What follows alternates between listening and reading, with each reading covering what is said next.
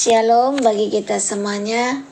Firman Tuhan untuk kita hari ini dari Roma pasal 4. Abraham dibenarkan karena iman. Jadi apakah akan kita katakan tentang Abraham, bapa leluhur jasmani kita? Sebab jikalau Abraham dibenarkan karena perbuatannya, maka ia beroleh dasar untuk bermegah, tetapi tidak di hadapan Allah.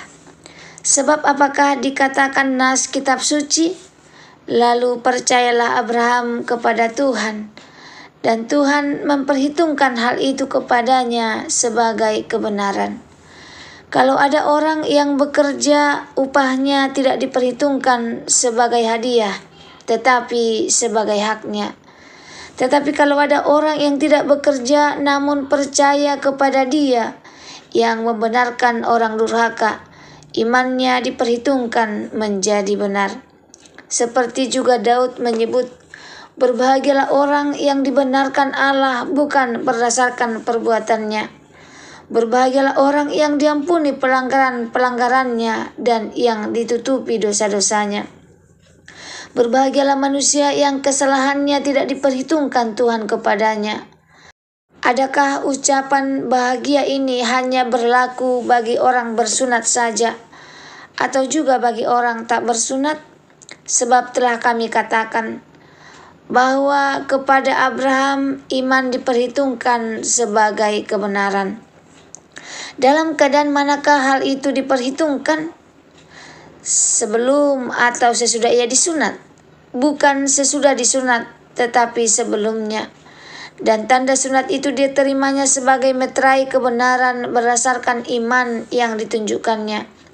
Sebelum ia bersunat, demikianlah ia dapat menjadi bapa semua orang percaya yang tak bersunat, supaya kebenaran diperhitungkan kepada mereka. Dan juga menjadi bapa orang-orang bersunat, yaitu mereka yang bukan hanya bersunat, tetapi juga mengikuti jejak iman Abraham, bapa leluhur kita pada masa ia belum disunat. Sebab bukan karena hukum Taurat telah diberikan janji kepada Abraham dan keturunannya bahwa ia akan memiliki dunia, tetapi karena kebenaran berdasarkan iman. Sebab jika mereka yang mengharapkannya dari hukum Taurat menerima bagian yang dijanjikan Allah, maka sia-sialah iman dan batallah janji itu. Karena hukum Taurat membangkitkan murka, tetapi di mana tidak ada hukum Taurat, di situ tidak ada juga pelanggaran.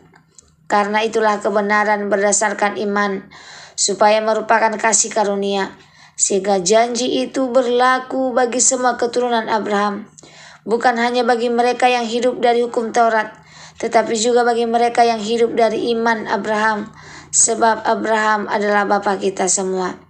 Seperti ada tertulis, engkau telah kutetapkan menjadi bapa banyak bangsa di hadapan Allah yang kepadanya ia percaya, yaitu Allah yang menghidupkan orang mati dan menjadikan dengan firman-Nya apa yang tidak ada menjadi ada. Sebab sekalipun tidak ada dasar untuk berharap, namun Abraham berharap juga dan percaya bahwa akan menjadi bapa banyak bangsa, menurut yang telah difirmankan, demikianlah banyaknya nanti keturunanmu.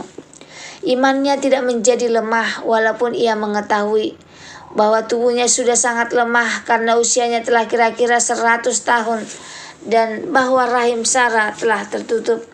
Tetapi terhadap janji Allah ia tidak bimbang, karena ketidakpercayaan malah ia diperkuat dalam imannya dan ia memuliakan Allah dengan penuh keyakinan bahwa Allah berkuasa untuk melaksanakan apa yang telah dijanjikan.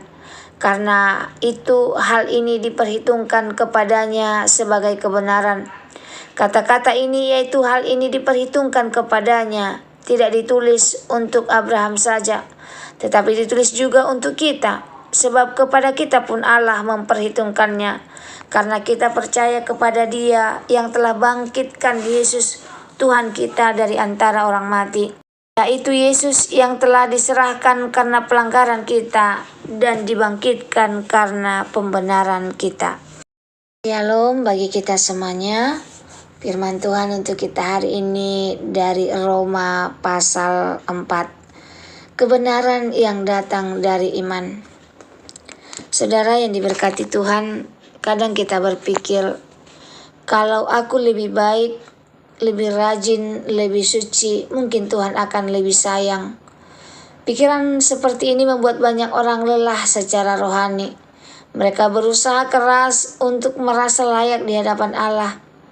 Tetapi Roma 4 hadir untuk menghentikan kelelahan itu. Paulus membawa kita kembali kepada Abraham dan menunjukkan satu kebenaran yang menjadi dasar Injil. Kita diterima bukan karena apa yang kita lakukan, tetapi karena siapa yang kita percaya. Inti pengajaran Paulus, Abraham dibenarkan bukan karena perbuatan, ayat 1-5. Jika Abraham dibenarkan karena perbuatannya, jelas ia bisa bermegah. Tetapi firman Tuhan mencatat Abraham percaya kepada Tuhan dan Tuhan memperhitungkan hal itu kepadanya sebagai kebenaran. Di sini Paulus ingin kita melihat bahwa keselamatan bukan hak melainkan anugerah. Kita sedang menerima gaji rohani tetapi kasih karunia. Daud menyaksikan hal yang sama, ayat 6-8. Daud berkata, "Berbahagialah orang yang diampuni pelanggarannya. Pentingnya bukan perbuatan baik yang membuat seseorang berbahagia, tetapi pengampunan Tuhan." Kadang kita merasa tidak pantas. Daud pun begitu. Ia tahu apa itu kegagalan. Tapi ia belajar kebahagiaan sejati dimulai dari dosa yang ditutupi, bukan dari prestasi yang dibanggakan. Kadang kita merasa tidak pantas. Daud pun begitu. Dia tahu apa itu kegagalan. Iman Abraham mendahului sunat, ayat 9-12. Mengapa itu penting? Karena Paulus ingin menunjukkan bahwa keselamatan tidak terikat pada peraturan agama, tradisi, atau latar belakang tertentu. Abraham menjadi bapa semua orang percaya, baik yang bersunat maupun tidak. Artinya tidak peduli latar belakangmu, tidak peduli masa lalumu, yang membuatmu diterima adalah imanmu kepada Tuhan. Janji Allah bergantung pada iman, bukan hukum Taurat, ayat 13-17. Kalau keselamatan bergantung pada menaati hukum, semua orang akan gagal. Karena hukum justru menunjukkan betapa kita tidak sanggup memenuhi standar kesucian Allah. Tetapi Allah memilih jalan yang berbeda. Janji diberikan lewat iman supaya menjadi kasih karunia. Ini membuat janji itu terbuka untuk semua orang. Gambaran iman Abraham, ayat 18-21. Inilah pusat renungannya. Sebab sekalipun tidak ada dasar untuk berharap, namun Abraham tetap berharap. Tubuhnya sudah lemah, Sarah sudah mandul, secara manusia mustahil. Tetapi Abraham tetap percaya sebab ia mengenal siapa yang berjanji. Iman sejati bukan percaya pada apa yang kita lihat, tetapi percaya pada apa yang Allah sanggup lakukan, sekalipun situasi tampak mustahil. Abraham tidak bimbang, malah semakin kuat. Mengapa? Karena ia memuliakan Tuhan. Iman tumbuh ketika fokus bukan pada masalah, tetapi pada pribadi yang berjanji. Ayat penutup tentang kita, ayat 22-25. Paulus tidak sedang menceritakan sejarah, ia sedang menjelaskan kenyataan.